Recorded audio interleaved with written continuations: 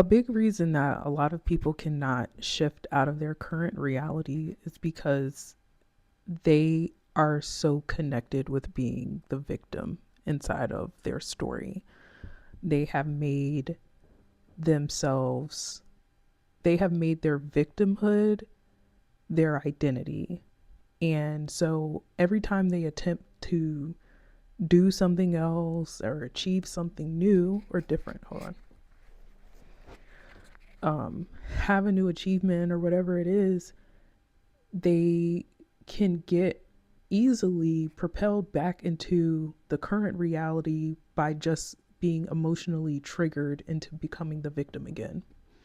So I've been watching this show called Family by the Ton. And essentially, what it is it's about these different families where they have a lot of people in their family who are morbidly obese.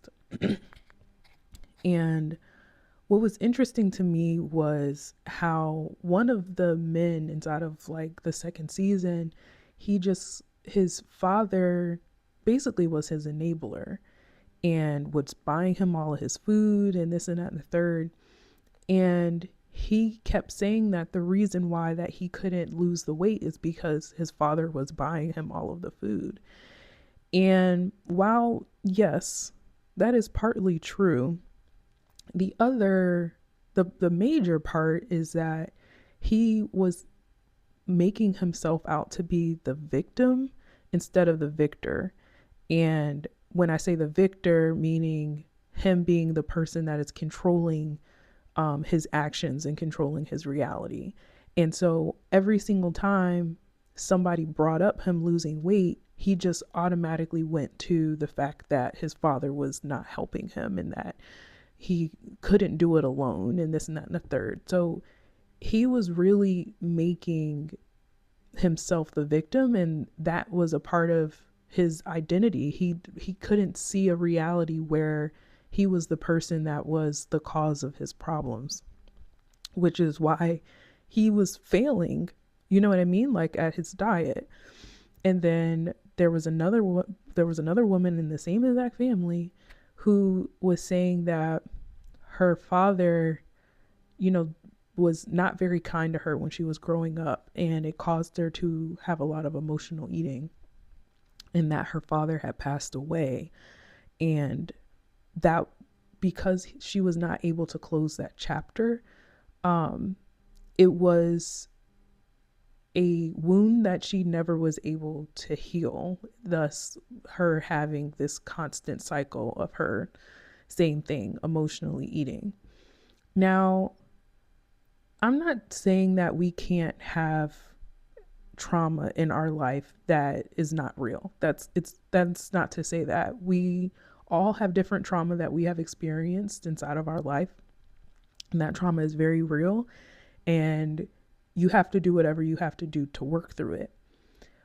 What I am saying though, and when it comes to self-mastery, when it comes to being the creator of your reality, you have to understand that the story that you tell yourself about who you are is really important when it comes to the reality that you're creating for yourself.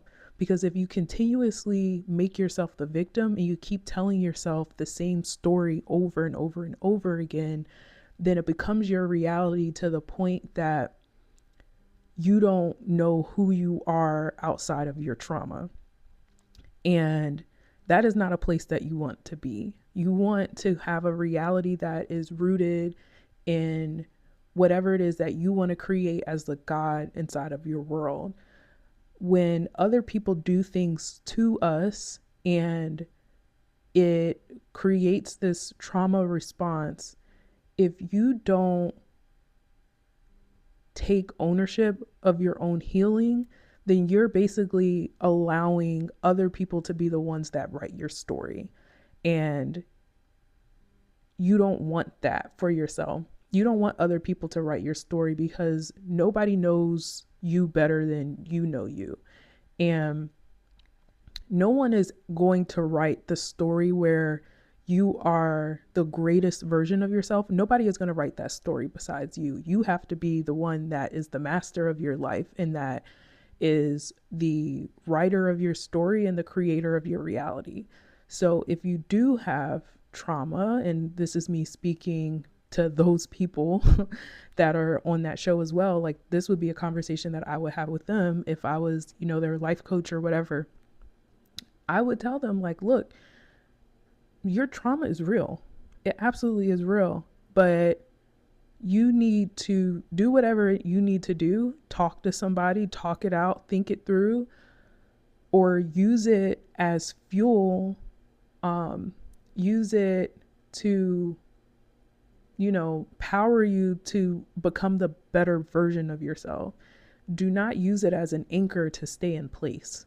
I think that's what a lot of people do, is that they have this identity of being the victim, and anytime somebody asks you, like, well, why aren't you doing this, aren't you doing that, you automatically become the victim, and then nobody can say anything to you about it anymore.